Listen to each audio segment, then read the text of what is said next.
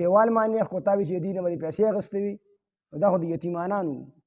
او یتیمانان داسې یتیمانانو چې د دې پلار ډېر نیک سړی تېر شوی نو الله تعالی د بچو سره ولهم ښېګړه کوله د دې وجې نه علماو لیکلي دي چې کوم سړی دې نیک تېر شو دې نیکوکارو وي د ده اولاد بیا د هغې اولاد بیا د هغې اولاد د هغې بیا الله تعالی خیال ساتي الله تعالی تربیت کوي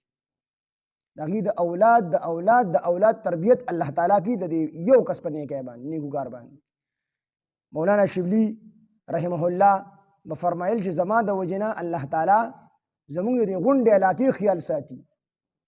او فرمایي چې په کومه ورځ باندې مولانا شبلی رحمه الله چې کوم دی وفات شو نو په بغداد باندې حمله وشوله او غونډ ښار چې کوم دی قبضه شو بیا خلکو چغې والي چې موږ باندې دوه غمه دي یو د مولانا شبلی رحمه الله چې کله وفات شو لا ښار قبضه شوی نو او دویم زمونږ د دې ښار به څه کېږي اکه شانتې وشوله چې هغه وفات شو د هغه د وفات د وروستو بغداد ښار باندې حمله وشوله او قبضه شو نو د یو نیک کس ته وجې نه الله تعالی د ډېرو خلکو خیال ساتي د دې دواړو میراث و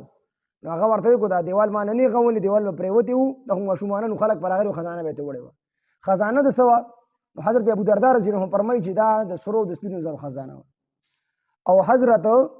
ابن عباس رضی الله عنه فرمایي چې دا د سرو زرو یو تختی وه چې په هغې باندې نصیحتونه لیکلي شي یو نصیحت پکې دا لیکلی شوی چې ما ته تعجب دی په هغه کس باندې چې تقدیر باندې ایمان لري او بیا هم دی د سسیس پتلو باندې غمګین کېږي خفګان کوي چې تکلیف ورته ورسېدی خفئ چې دا ولې داسې وشو نو دی خو ستا په تقدیر کې لیکلی دی او دویم یې په دا نصیحت لیکلی و چې ما ته تعجب دی په هغه کس باندې چې هغه الله تعالی رازق ګڼي او بیا هم د ضرورت نه زیات په مشقت کې ځان اچوي ډېره مینه کړله ډېره مینه کړله رازق خو الله تعالی د رزق به درکوي خپل کار کسب کوه خو بالکل دا کار کسب مقصد مه ګڼه ضرورت یې وګڼه او درېیم یې په دا نصیحت لیکلی و چې ما ته تعجب دی په هغه کس باندې چې هغه مرګ باندې ایمان لري او بیا هم خوشحاله اوسي مطمئن اوسي خوشحاله اوسي چې مرګ به خامخا راځي خو بس بې فکره دی دې کس باندې ما ته تعجب دی او څلورم یې په دا نصیحت لیکلی و چې سړی په حساب کتاب باندې یقین لري او بیا دې هم په غفلت کې پرېوځي چې الله به د هر څیز حساب کوي نو بیا بې فکره کېږه من ډېرې نیکۍ وکړه چې د هغې بدلېدل الله تعالی درکړي او پنځم وي ما ته تعجب دی په هغه کس باندې چې هغه د دنیا د انقلابات ویني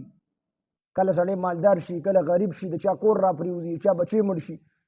روزانه چې کوم دی په دنیا کې انقلابات راځي او بیا دې هم ښه مطمئن ناست نو دا نصیحتونه یې پې لیکلي